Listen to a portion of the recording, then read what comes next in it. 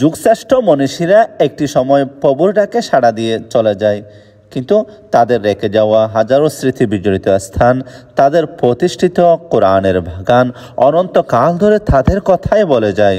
আল্লামা মুফতি লোকমান ফারুকী রহমতুল্লাহি আলাই এমন একজন আধ্যাত্মিক রাহবার। এই ঐতিহাসিক দারুল এহসান ইসলামিক সেন্টার ট্রাস্ট বাংলাদেশ একটি জ্বলন্ত প্রমাণ। গত 7 ও 8 ফেব্রুয়ারি চট্টগ্রাম সাতকানিয়ার অন্তর্গত দারুল এহসান ইসলামিক সেন্টার ট্রাস্টের 28তম আজিমুসান প্রতিষ্ঠা বার্ষিকী সম্মেলন জাঁকজমকপূর্ণ সুন্দর পরিবেশে অনুষ্ঠিত হয়। উক্ত সম্মেলনের দ্বিতীয় দিনে সমাপনী অধিবেশনে প্রাক্তন ছাত্র পরিষদের পক্ষ থেকে সাবেক শিক্ষকদের সম্মাননা স্মারক ও হাদিয়া প্রদান করে হযরতদেরকে সম্মানিত করা হয়।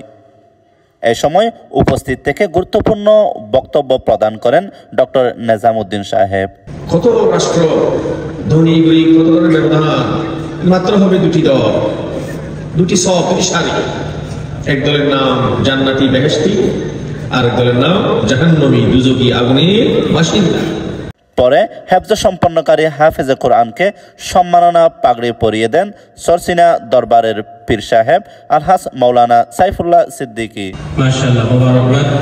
সম্মানিত উপস্থিতি,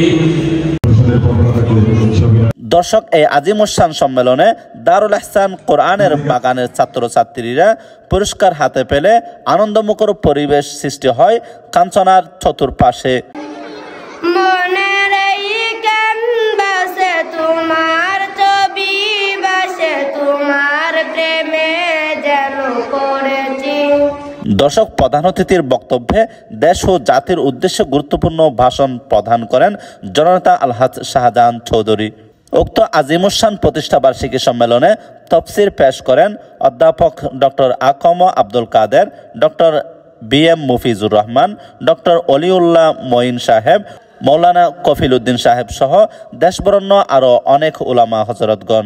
পরে সংক্ষিপ্ত বক্তব্য প্রদানকালে হজরত মৌলানা লোকমান ফারুকী রহমতুল্লাহি আলাই পরিবার সহ মাদ্রাসা সংশ্লিষ্ট সকলের জন্য দোয়া প্রার্থনা করেন। আমাদের মোট টাকা উঠেছে 5,33,000 টাকা, কিন্তু আমাদের খরচের বাজেটটা ছিল 8,50,000।